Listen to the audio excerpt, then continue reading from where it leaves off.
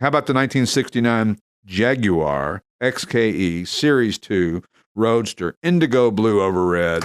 Oh, man, that's a mic drop car. It's a nice one. That blue is just, it's just spectacular. It's just the best color for that car. And the red interior just really sets it off. It's got 45,000 actual miles. A near perfect restoration. A few little flaws here and there, but nothing to speak of. It's got the 4.2-liter double overhead cam, inline 6, 3 SU carbs. It's got the Series 1 headlight conversion, which I love as the covered headlights. Right. So cool. Better, much better. It completes the look. It really does. Some things look better with things added on, and some things don't look better. But this actually looks much better. A little factoid about this one, Frank Sinatra owned one.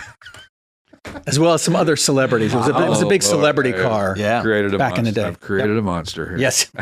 He's going to factoid me to death. But you know what? That's interesting, and that's what people want to know, and people like to know these little factoids, and I'm going to try to beat you to the punch, though. All right.